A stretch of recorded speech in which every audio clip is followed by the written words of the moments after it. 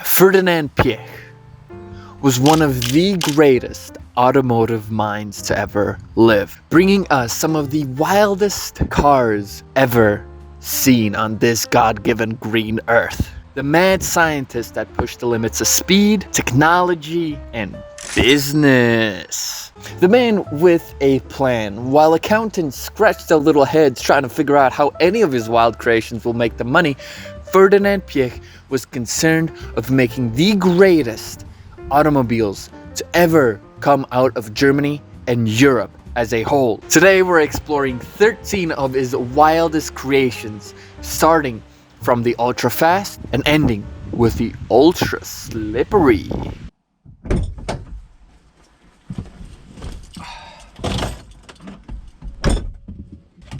Okay, so the Volkswagen Phaeton embodies what this list is all about. It's a full-on war against anything and anyone. The Phaeton was made to compete with the likes of the Mercedes S-Class and the Lexus LS, while the Audi A8 was made to compete with the BMW 7 Series. Having the luxury of a Bentley but dressed in Volkswagen drag, this thing is uncompromising, and honestly, I want one really, really bad. I've been an owner of this V6 Passat for the past 2 years. You can check out more in this video. And this was the second largest car they sold at Volkswagen during the time. The biggest being the Volkswagen Phaeton.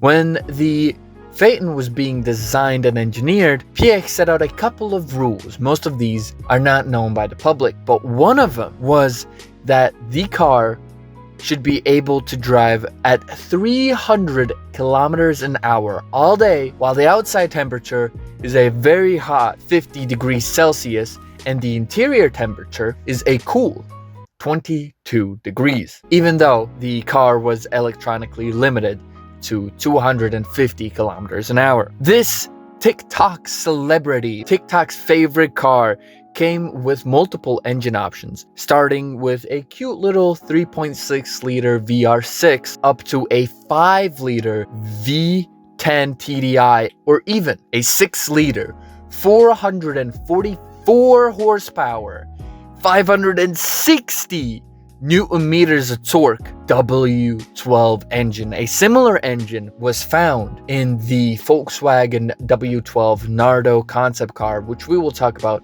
a little bit later.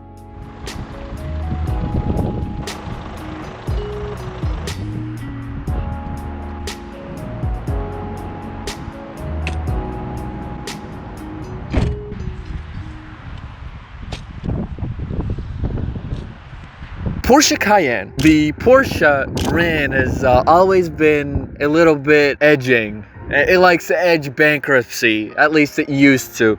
And such was the case in the mid-1990s when they were selling the Porsche 993, 911, the 924, the 928, all those hubble of double-o-doos, and they weren't selling. And you know, if something struggles to sell, the company sooner or later goes under. Unless there is a man named Ferdinad Piech who swoops in and saves the day, as he usually does. Piech was not only a part of the Porsche family tree, he is also responsible for the Porsche 911 being the Porsche 911. There's a lot of history to that. Don't ask. But you might be saying, Mark, the Porsche Cayenne is no race car. It's an SUV, actually, that soccer moms use to deliver their kids from school and back and buy groceries. That's no sports car. And you know what? I'd say to that, that's exactly the point. That is exactly the point of the Porsche Cayenne. And it was revolutionary for Porsche, selling more than all their other cars combined. Porsche Cayenne was a first of its kind. In a world full of dull SUVs and crossovers everywhere, you forget where it went big for car makers. The Porsche Cayenne was one of the first SUVs that defined a market, a car that could be fast, comfortable, off-road capable, and it looked like a Porsche. Come on, man. All in one package. Unheard of. Unfreaking heard of. These days, that's a common thing. In the days of yesterday, that was mind-boggling to people. You could have all of those things in one package. Who would have guessed? Who would have guessed? And let me tell you, the idea of a good sports utility vehicle isn't bad. It's not a bad idea. It's just been watered down by these modern day companies, putting them everywhere for everyone. And honestly, I think we have this car and Ferdinad Piech to thank for it. I just don't know if that's a good thing or not. Before we continue, let's get to some honorable mentions, all right? First of all, the B5 Passat, especially with the W8 engine that it came with, half of a Veyron engine. Come on, that's pretty sick. And it was a quiet revolution in the car industry, as said by Corsicar. And it's a really nice car. I would want one. Genuinely, I would want most of these cars on this list. The Golf GTI W12 650. It was a concept car that ran and was drivable. They even drove it on Top Gear. Unfortunately, it never made it to production. Maybe it's a good thing that it never made it into production, because that car was absolutely wild. It could have been a kind of a spiritual successor to the Renault Clio V6 RS. That was also a mid-engine hatchback. Another honorable mention is the Bentley Continental GT. I absolutely love the Continental GT. It is a beautiful car, one of the top 10 dream cars I would want to have. And it is a beautiful car, but it just quite couldn't make the list. It did also make the Bentley brand, and also kind of like the Cayenne pulled it out of the slums. The Lupo GTI, there's not much to say. It's a tiny, small, stupid little hatchback, kind of also another spiritual successor to the first Volkswagen GTI model, the Golf GTI. And the last honorable mention is the Audi Le Mans Quattro concept car and its brother, the R8 TDI Le Mans concept. These concept cars are amazing because sooner or later, with very slight changes, the R8 concept car made it into production. And I especially want to mention here the V12 TDI R8 that they made, which was pushing 493 horsepower and 1,000 newton meters of torque. Unfortunately, the diesel supercar never made it into production. It should have. It really should have. But the Quattro concept car later became the R8 we all know and love today.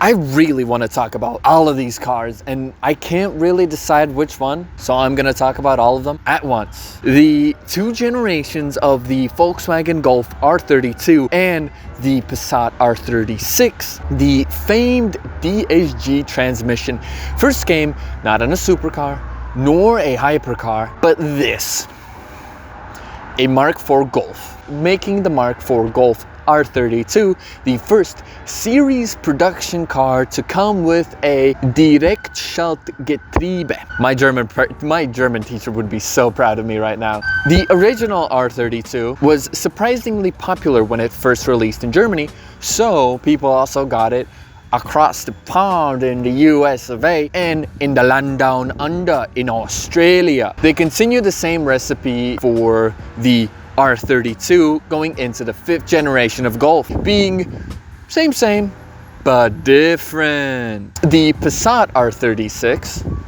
not that one, is one of my personal dream cars. It came with a 3.6 liter VR6 engine, pushing 300 horsepower through its 6-speed DSG transmission and putting the power down to all 4 of its wheels thanks to the 4Motion all-wheel drive system it came standard with in the R36 models. It was a niche little car competing with something like the Volvo S60R and the BMW E90 335 Xi. It was too much for its own class of cars, but it was too little to give the big boys at Mercedes and BMW a run for their money. If you want a deep dive into the history of any of these cars, like the Passat R36, the Golf GTI R32, the Golf R32. Leave a comment down below, and while you're down there, subscribe,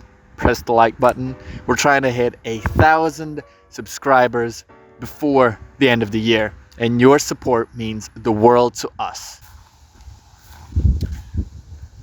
We all have to remember the fact that the R32 and R36 also had a bigger brother, the R50 Touareg. I've been in a Volkswagen Touareg of that age, and let me tell you, those cars are really nice and really, really comfortable. The three musketeers of the R family, the small baby little hatchback, the family saloon or estate, and the SUV is one of the greatest creations that has ever come out of Volkswagen. The R50 came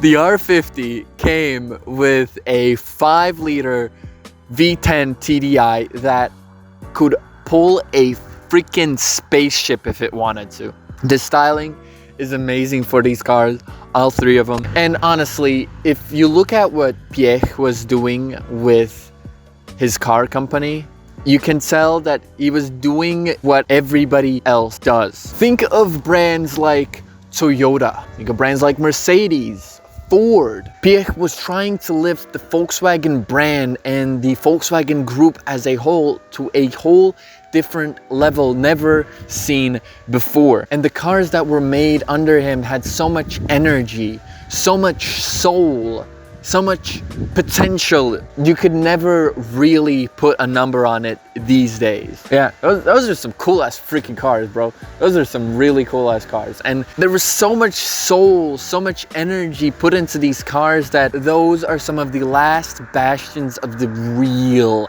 like a real car, you know? You can feel that there's something in that car which most modern cars just lack. These are the last few cars coming out in the modern day that actually had feeling behind them, you know? Ferdinad Piech was not the mastermind behind the Quattro all-wheel drive system. He is the one who pushed it forward. If you've ever seen the Audi Quattro 100 ad, legend says that is actually how Ferdinad Piech, while working for Audi, he actually pitched the idea of the Quattro system to the higher ups by driving up a ski slope on summer tires in the middle of winter. Of course, when talking about the Quattro, we cannot forget the legacy it left on the dirt roads and rally stages of Group B. We're not gonna dwell on Group B here, but all I can say is Group B was dominated by Audi and its amazing Quattro system. And with the help of the Audi Quattro, its Group B legacy, it has created itself a brand that was not there when Audi first started out. And it now goes toe-to-toe with the likes of Mercedes and BMW. Okay, so I'm at a gas station, right? And this is my pitch for Pop House and Lucky Punch energy drink company for them to sponsor us. I'm not gonna drink the energy drink now because it's 8 p.m. and I have to wake up very early in the morning. But this is my pitch for those two companies to sponsor us. They're both Latvian, so you know, help us help you. And yeah, whatever. What was I talking about? What am I talking about? If you're like me and you're born in the mid-2000s, you know, 2004, 5, 6. If I were to ask you the question of what is the fastest car in the world, you're probably thinking of the same car that I'm thinking of. And let me tell you, it is not an SSC, it is not a Hennessy, And it's not a Koenigsegg, it's a Bugatti. And not just any Bugatti, the Bugatti Veyron. I think the Veyron is a true of true hypercars. I think it was the first car to ever cost over $1 million. I can't really imagine anybody being a big fan of how the car looks, but you can't lie, it is pretty stupid. And that's what makes it so cool. Piech wasn't afraid of a challenge. He wasn't afraid of creating the fastest production car in the world. And he was the only one who made everybody believe his vision. Also, the guy that designed the Bugatti Veyron is also responsible for designing the Volkswagen Lupo and the Seat Arosa. What a CV. And I just want to remind everybody of how fast this car really was. The top speed was 431 kilometers an hour. 431 kilometers an hour. It's mind-boggling. It's mind-bending, the number of speed. And my Passat, it can barely reach 200 kilometers an hour, and this can do double of that and a little bit more. The engineering behind this car still makes it a marvel and one of the most impressive things ever done in human history. The Audi A2 3L. You might know Audi, as we already talked about, for their amazing all-wheel drive system, or them fighting neck and neck with BMW and Mercedes. You might also know them for their racing legacy. Might it be on the streets, on gravel, or on the track, or even their supercars. But when you think of fuel efficiency, you probably don't think of an Audi. You probably think Toyota Prius, or you even think Volkswagen's own TDI-powered cars. Well, they made this, the Audi A2. And the Audi A2 3L specifically was a car that could do 3 liters per 100 kilometers. This car was built on its own assembly line, and it was built all out of aluminum. And the US, probably for a good thing, never actually got it. And it was ugly, and it did not have the best sales here in Europe. But in my mind, it paved the way for the most fuel-efficient car in history. The XL1 is another wild, stupid, genuinely silly one. But compared to the very thirsty W16 and the Bugatti Veyron, this one is not thirsty at all. A hypercar in its own right. The Volkswagen XL1. The XL1 had a singular mission. Be a production car that could do 1 liter per 100 kilometers. And here I was thinking that the 5.5 that I get on the highway with my Passat is not a lot, or even thinking that the 3 liters per 100 kilometers for other Volkswagen products is not a lot. The XL1 was a limited production, 2-seater, 2-cylinder hybrid diesel. This thing was another one of Piech's absolutely wild mastermind ideas that he came up with, and in my opinion, was one of the high points, the pinnacle of the TDI brand before Dieselgate. Little tidbit of information before we continue. A lot of the information found in this video is based off of the YouTube video made by Haggerty Media. I will link it down below. Beautiful video made by them. Another part of Piech's absolute genius is when it comes to part sharing. When other car brands share parts between cars, they usually make the cheapest part possible and then put it in every other vehicle. The Volkswagen Group under Piech did things a little bit differently. They designed the best car possible for the best brand possible, and then let that engineering trickle down into the other cars. Like, for example, the Lamborghini Gallardo and the Audi R8. They made a beautiful car out of the Lamborghini brand and the beautiful Lamborghini Gallardo, and then let that engineering and those parts trickle down into the Audi R8. Speaking of Lamborghini and the Audi R8, These two distant brothers with another mother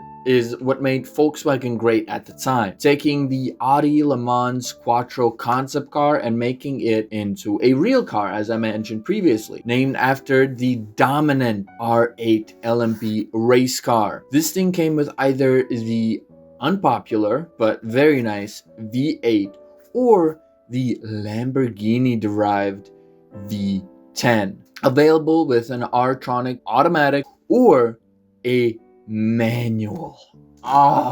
And the Gallardo is Lamborghini's best-selling model to date, with just over 14,000 copies built. This car single-handedly saved the dying Ferrari killer brand and made it into the giant that it is today. If you want to see a full history and breakdown of Lamborghini and Ferrari, leave a comment down below. And while you're down in the comments, subscribe, leave a like. Your support means the world to us. We're trying to hit 1,000 subscribers by the end of the year. Both of these beautiful poster cars are a marvel. Piech gave us this and made it possible for both Lamborghini and Audi to coexist with each other while being same but different.